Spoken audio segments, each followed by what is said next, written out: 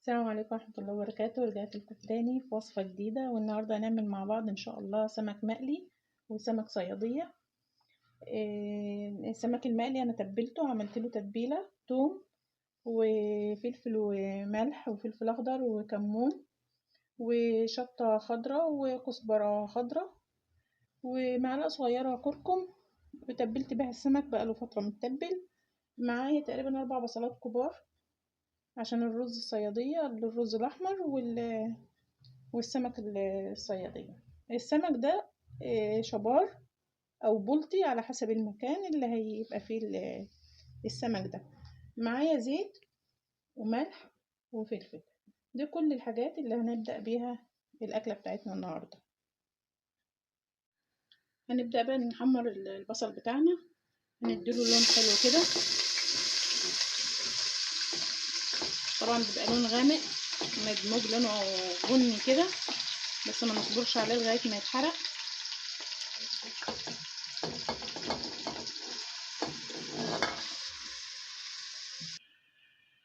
انا حطيت زيت ونزلت عليه بالبصل هنسيبه يتحمر. في الوقت ده احنا هنحمر السمك المقلي. هنبدأ بقى في السمك المقلي، هنبدأ نحمره، نسيبه له الزيت بتاعه على النار. هبدأ بعد كده احمر السمك المقلي بالزيت بتاعه. هنعمله في الدقيق، بس قبل ما نعمله قبل ما ننزل بيه على الزيت هنحطه في ميه. دي حاجة بتخلي الزيت بتاعنا ما يتحرقش، والطعم بتاع السمك يبقى مقرمش وجميل.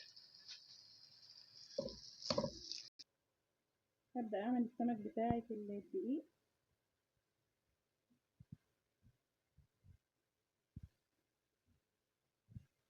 السمك المقلي بيبقى جميل جدا في الشبار ده، بس لو شبار طازة او بلطي ايا كان كده، هنقوم بقى منزلينه في المية كده ومصفيينه ونزلينه في الزيت.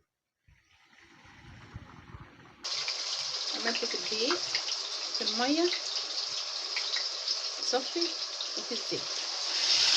اللون الاصفر اللي فيه الجبين ده انا حاطه معلقه كركم صغيره مديه الشكل اللون الحلو ده، يعني كمون وثوم وفلفل اخضر وكزبره خضراء ومعلقه شطه صغيره ومعلقه كركم والملح بتاعنا بيدينا اللون الحلو ده. الدقيق والميه بيخلوا فيه قرمشه حلوه، والزيت ما يتحرقش منك، يفضل معاك لغايه اخر سمكه تقليها. البصل ده انا عاملاه للسمك والرز مع بعض، حمرهم الاتنين مع بعض، وبعد كده اضربهم بقى في الخلاط في الكبه في اي حاجه، ممكن مع طماطمايه او معلقه صلصه اللي متاح عندك، وبقسمه للاتنين، ده في حله وده في حله. اعمل السمك في حله والرز في حله. طبعا انا عامله رز بشعريه للسمك المتحمر ده اللي هو المقلي، لان في عندي اللي بياكل سمك مقلي وفي اللي بياكل سمك صياديه، وطبعا الاطفال ما يعرفوش السمك الصياديه او ما بياكلوش قوي وما بياكلوش الرز الاحمر قوي، فانا عامله لهم رز بشعريه وسمك مقلي.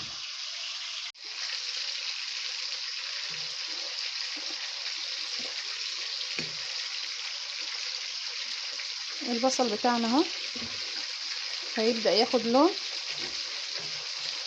طبعا هو هيبقى غامق عن كده كمان اهو، والسمك بتاعنا بدا ياخد اللون الحلو بتاعه اهو.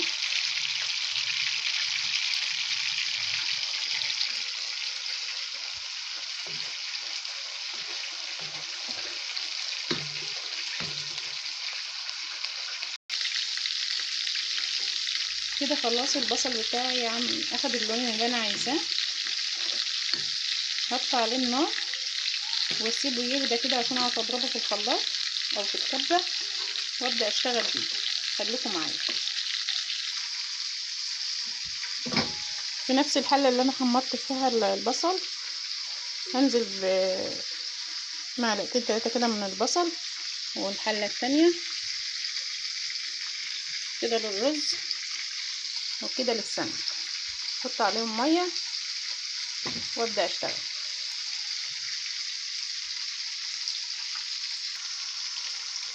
كده خلاص الميه بالشوربه، الميه بالبصل بتاعتنا بتغلي اهي. هنحط معلقه صلصه هنا البخار معلش مش مخليني عارفه اصور. معلقه صلصه هنا ومعلقه صلصه هنا، خلي الرز والشوربه طعم حلو. واظبط الملح والفلفل بتاعي، سيبهم بس يغلوا كده شويه، واحط الفلفل والملح واحط السمك والرز، واحط الفلفل، معلقه فلفل صغيره عشان دي الميه بتاعه الرز، ودي الشوربه بتاعه السمك. احط الملح طبعا يرجع لك انت تظبطيه.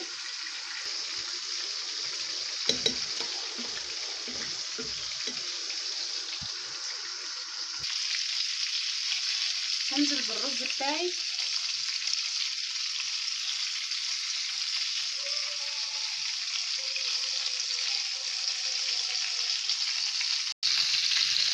كده خلاص الرز بتاعها. احنا بنحبها غامقه كده، ما بنحبهاش فاتحه. اسيبه بقى يتشرب وبعدين اوطي عليه. السمك بتاعي اهو، مش عامله سمك كتير صياديه، يعني في اللي بياكل سمك صياديه وفي اللي بياكل مقلي. مش هغطي عليه، هسيبه يبقى مكشوف كده عشان السمك ما يحبش الغطا، ما يحبش يتغطى عليه. هسيبه يستوى والرز يستوى وارجع لكم تاني. كده خلاص انا خلصت الاكل بتاعي.